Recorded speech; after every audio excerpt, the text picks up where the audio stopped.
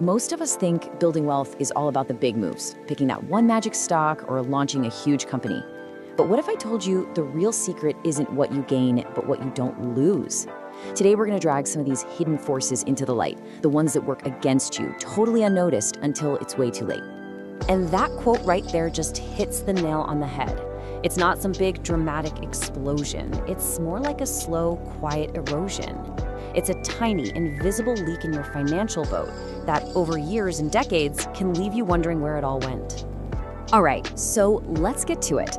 Let's put a name to these invisible enemies, because the moment you can see them, well, that's the moment you can start to fight back.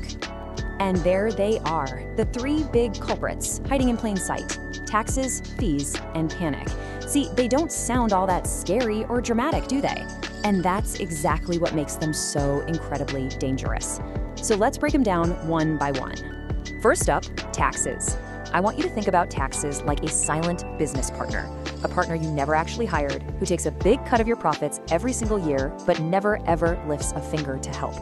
The problem isn't just that you have to pay them, it's the future growth you lose out on. And this is the technical term for it: tax drag. It's a perfect name, really, because every dollar you pay in taxes today is a dollar that gets pulled off your team. It can't compound for you tomorrow or the next day or the day after that. It's the ghost of the growth you never got to see. Let's make this super clear with an example. Imagine you invest $10,000 for 30 years. In one case, it's in a normal, taxable account where you pay taxes on the gains each year.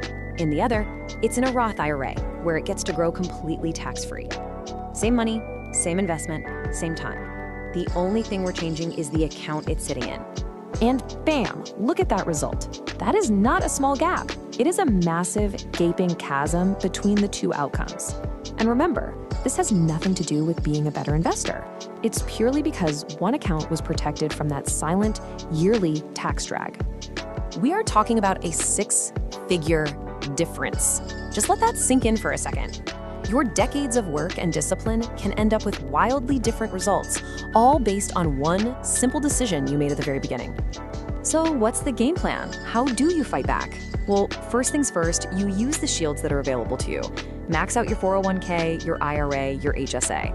Then get smart about the rules, like knowing the difference between short-term and long-term capital gains. And seriously, think about working with someone who plans for taxes in the future, not just files them from the past. All right, let's move on to our second silent killer: fees. Now, if taxes are a silent partner, fees are even sneakier. This is the slow, quiet bleed from your portfolio that you probably don't even know is happening. I mean, come on, what's 1%? It sounds like practically nothing, right? Well, let's see. Let's take a $100,000 investment over 30 years. In one scenario, it's in a fund charging a 1.5% annual fee. In the other, a super cheap index fund that only charges a tiny fraction of that, 0.05%. And the results are just staggering. Seriously, look at this. The high fee fund gets you to around 432 grand. The low cost fund, nearly 740,000. That isn't just a small difference. That is a life-changing amount of money. That's over $300,000. Poof, gone. Not because of a bad investment, not because of a market crash, but because it was just handed over little by little in tiny fees that seemed totally harmless. So to stop this bleed, you have to become a fee detective. You need to audit everything, every fund, every account, and find out what you are really paying. Your best defense is usually to favor simple, low-cost index funds. And hey, if you pay an advisor, just make darn sure the value they're giving you is worth more than the fee they're charging. And that brings us to our third and final killer. Now, this one's different. It doesn't feel silent. It feels loud and terrifying. I'm talking about a market crash. But here's the secret. The real danger isn't the crash itself. It's what we do when we're scared. This is such a critical point. A market crash creates temporary, on-paper losses. What makes those losses permanent and real? Hitting the sell button at the very bottom out of sheer panic. That's what destroys wealth for good. And you don't have to take my word for it. Just look at history. The dot-com bust, the 2008 financial meltdown, the pandemic crash in 2020. In every single case, the market didn't just come back.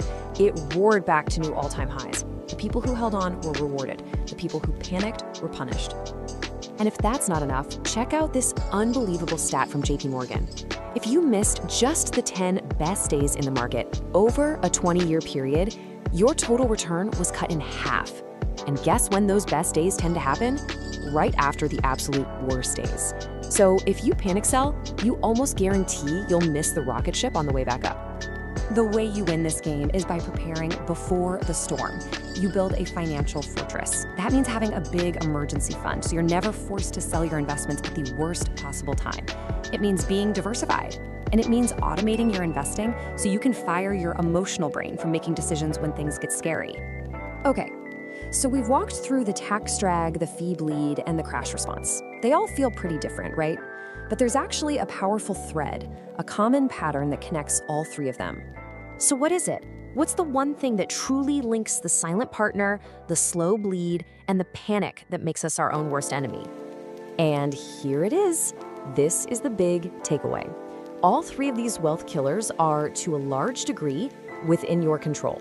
Unlike the global economy or what the Federal Reserve is going to do next, these things are not just forces of nature happening to you. They're the result of the choices you make. Think about it. You can't get rid of taxes, no, but you can be incredibly smart about minimizing them. You can't avoid every single fee out there, but you can absolutely choose the low ones over the high ones. And you can't stop market crashes from happening, but you have 100% control over how you prepare and how you respond. In the end, these silent killers get their power from our inattention. They prey on those of us who aren't looking, who aren't listening. But the good news is, now you know the sounds they make. Now you know what to listen for. The real question is, are you listening?